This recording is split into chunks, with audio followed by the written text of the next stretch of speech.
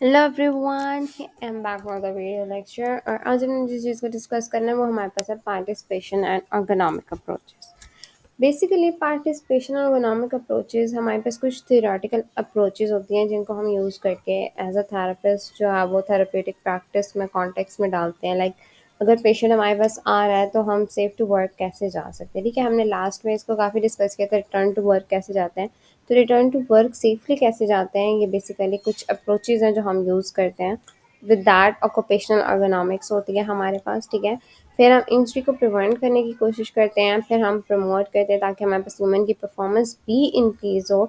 मतलब जो उसकी नॉर्मल कैपेबिलिटी है उससे काफ़ी हद तक उसकी परफॉर्मेंस जो है वो अच्छी रहे, क्योंकि डिसेबिलिटी के साथ उसकी परफॉर्मेंस ऑलरेडी रिड्यूस्ड हो चुकी होती है। ठीक है, सो हम उसकी परफॉर्मेंस को ऑप्टिमल लेवल तक ले आते हैं। ऑप्टिमल लेवल वो लेवल होता है मतलब जहाँ पे आप ये कहते हो कि एक स्टैंडर्ड लेवल है जहाँ पे वो परफॉर्म कर सकता है एक अच्छे लेवल तक। ठीक है, एक अच्छा लेवल, एक ऑप्टिमम लेवल हर पर्सन का डिफरेंट होता है, तो हम वहाँ पे फाइंड आउट करते हैं कि लाइक वो पहले कैसे परफॉर्म करता था, फिर उसके अकॉर्डिंगली हम उसकी बेसिक नीड्स पूरी करते हैं। ठीक है, फिर हम वहाँ पे वर्क प्लेस डिज़ाइन करते हैं, फिर इक्विपमेंट्स को, टूल्स को, हर चीज़ को डिज़ाइन करते हैं। ठीक है, तो इसके मल्टी डिसिप्लिनरी अप्रोच यूज़ होती है। बेसिकली डिफरेंट तरह के ergonomic अप्रोच यूज़ होती है, जिसमें हमारे पास 7 डिफरेंट ergonomic अप्रोचेज़ हैं। ठीक है, जिसमें हमारे पास सबसे पहले ऑक्यूपेशनल बायोमैकेनिक्स है, फिर फंक्शनल अप्रोच है, सिस्टम अप्रोच है। ठीक है, third one was the system approach. फिर हमारे पास आ जाती है ergonomic टूल किट अप्रोच, जिसमें हम बेसिकली टूल्स को अप्रोच करते हैं डायरेक्टली। फिर हमारे पास मल्टी डिसिप्लिनरी अप्रोच होती है। फिर person process and environment model approach है जो हम पहले डिस्कस कर चुके हैं।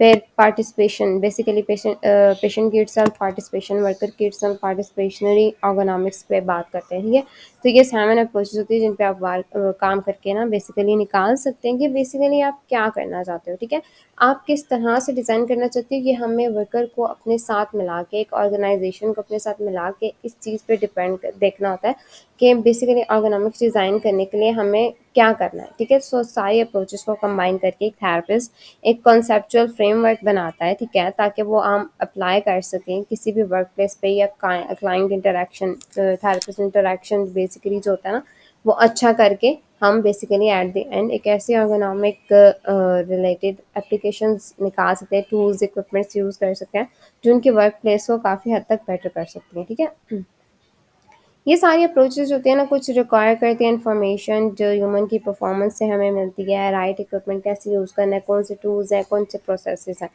ठीक है, सो कुछ एक्सटेंट तक हमारे पास जो होते हैं ना डिफरेंट अप्रोचेज़ को हम यूज़ करते हैं। ठीक है, सबसे पहली चीज़ जो हमारे पास आ रही होती है ना, डिपेंडिंग थ्योरेटिकल कॉन्सेप्ट्स की बेस हम बात करें ना, तो सबसे पहली जो हमारे पास चीज़ आती है वो हम 2 कॉन्सेप्ट्स की बात करते हैं, occupational biomechanics and system approach. ठीक है, ये जो दोनों अप्रोचेज़ है ना बेसिकली ये हमारे पास हेल्प आउट करती है हमें कि हम गैदरिंग करें, एक इन्फॉर्मेशन पहले लें। ठीक है, फिर इसको एनालाइज करें। ठीक है, बेसिकली कॉन्सेप्ट क्या है, अब यहाँ पे सबसे पहले आपने इन्फॉर्मेशन ली, फिर उसको एनालिसिस किया, मतलब उसको देखा उसमें क्या क्या चीज़ें हैं, किस किस तरह से हैं, उनको कैसे आप ऑर्गेनाइज करोगे, ये सारी चीज़ें की। फिर आप इसमें इंक्लूड करते हो कि ऑर्गेनाइजेशंस की नीड क्या है, डिज़ाइन कैसा होना चाहिए, फिर चेंज करते हो वो जो प्रोसेस था उसको काफ़ी हद तक आप इम्प्रूव करते हो।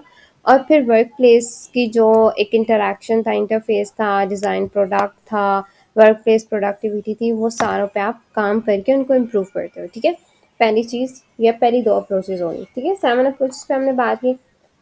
नेक्स्ट जो 4 अप्रोचेज़ है बेसिकली वो हमारे पास बात करती हैं आपके पास मेजरली। ठीक है, वो ये कहती हैं जिसमें हमारे पास functional approach, ergonomic tool kit approach, multidisciplinary approach, participatory approach आ जाती है। ठीक है, वो हमारे पास बेसिकली बात करती हैं कि हमारे पास किस तरह से इवेलुएट करना है। ठीक है, अब हमने एनालिसिस तो कर लिया, अब हमने एंड रिजल्ट निकालना है कि हमने इसको इवेलुएट करना है, प्रोसेस को चेंज कैसे करना है, उसकी इवेलुएशन करनी है, पेशेंट की इंजरी को फर्दर प्रिवेंट कैसे करना है, ये चीज़ आ जाती है। ठीक है, सो डिसेबिलिटी को कैसे कम करना है, हम रिटर्न टू फंक्शन पेशेंट को कैसे ला सकते हैं, हम उसको वापस रिटर्न टू वर्क कैसे ला सकते हैं, इन सारी चीज़ों को बेसिकली हम सपोर्ट करने के लिए इन सारी अप्रोचेस को यूज़ करते हैं। ठीक है, सो हमें एक सेल्फ क्लाइंट सेंटर्ड अप्रोच चाहिए होती है जो हमारे पास बेसिकली इन सारी इंटरेक्शंस पे काम करती है। ठीक है, चाहे वो वर्कर्स हो गए, ऑर्गेनाइजेशन हो गए, उन सारों को लेते हैं, हम इंटरेक्ट करते हैं, उनसे असेसमेंट लेते हैं, प्लानिंग करते हैं, फिर इंटरवेंशन करते हैं, एट द एंड वो मॉनिटरिंग करते हैं कि लाइक अगर आप ये हमने अप्रोच अप्लाई किया तो इसके वजह से कितना हद तक इफेक्ट आया, ठीक है। सो फिर इन एडिशन हम कुछ प्रिंसिपल्स भी यूज़ करते हैं। फिर अंडरलाइन हम क्लाइंट सेंटर अप्रोच हमने देखी, ठीक है। सो मेजरली यहाँ पे हमारे पास कुछ अप्रोचेज उन्होंने डिस्कस की थी, ठीक है, जो क्लाइंट सेंटर प्रैक्टिस पे आप यूज़ कर सकते हो और आप एक डिज़ाइन कर सकते हो मॉडल, जिसमें हमने पहली दो में बात की थी कि हमारे पास क्या था। हमने मेजरली एनालिसिस की, गैदरिंग की, इन्फॉर्मेशन के पे एनालिसिस की, ठीक है, कि हमने क्या क्या करना है। फिर हमने उस पर काम करना शुरू किया, फिर हमने उस पर वैल्यूएशन की, ठीक है।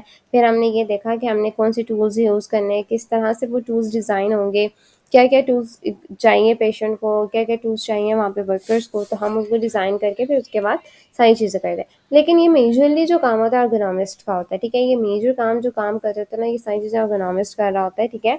You are working with a patient, ठीक है। तो आपका काम जो होता है कि आप पेशेंट की कैटेगरी में जाके वहाँ से एनालाइज करें कि बेसिकली यहाँ पे क्या चीज़ है, ठीक है।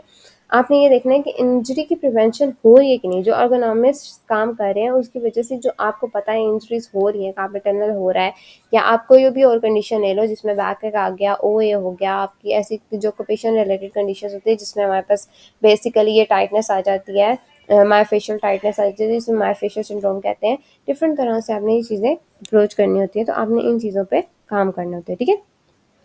सो क्लाइंट सेंटर प्रैक्टिस जो इकोनॉमिक्स में है ना, वो हम नेक्स्ट लेक्चर में डिस्कस करेंगे। तो हम शॉर्ट शॉर्ट लेक्चर्स को डिस्कस करते हैं ताकि हमारी ये चीज़ें जो माइंड में डालनी आसान है, क्योंकि इकोनॉमिक्स एक इट सेल्फ बहुत ही कम्प्लेक्स सा लगता है, लेकिन ये इतना कम्प्लेक्स नहीं है। अगर आप इसको ईजी तरीके से समझोगे ना कि सिर्फ इकोनॉमिस्ट करता क्या है, तो आपके लिए चीज़ें करनी मुश्किल नहीं है, क्योंकि सिर्फ वो मेजरली काम डिज़ाइनिंग पे रखा हुआ है। आपके पास जो टेबल्स हैं, जो चेयर्स हैं, जो आपका वर्किंग एनवायरनमेंट है, आपकी किस तरह से लाइटनिंग होनी चाहिए, आपकी किस तरह से चीज़ें होनी चाहिए, इन सब चीज़ों को वो डिज़ाइन करता है। तो यूजुअली अर्गोनॉमिस्ट काम क्या कर रहा है कि वो चीज़ें डिज़ाइन करता है, वो आपकी वर्क प्लेस वर्क को देता है, पेशेंट को देखता है, सब देखता है। सारी चीज़ें देखने के बाद वो एक एनालिसिस करने के बाद, एवेलुएट करने के बाद हमारे पास सारी चीज़ों को, वो एक डिसेबिलिटी को प्रिवेंट करना चाह रहा होता है। हम लोग क्या करते हैं एज अ थेरेपिस्ट, हम इंजरी होने के बाद हमारे पास पेशेंट आया तो हम उसको ज़ाहिर सी बात ट्रीट कर रहे हैं, तो पर हम फर्दर इंजरी से प्रिवेंट कर रहे होते हैं ना। तो इसी तरह अर्गोनॉमिस्ट क्या करता है कि इंजरी होने से पहले ही प्रिवेंट करना चाह रहा होता है, तो वो अर्गोनॉमिस्ट उस चीज़ को, वर्क प्लेस को उस तरह से डिज़ाइन करता है। Okay, thanks for watching. कुछ चीज़ समझ नहीं आया तो कमेंट सेक्शन में आप पूछ सकते हो, और क्लाइंट सेक्टर हमने प्रैक्टिस को डिस्कस करें।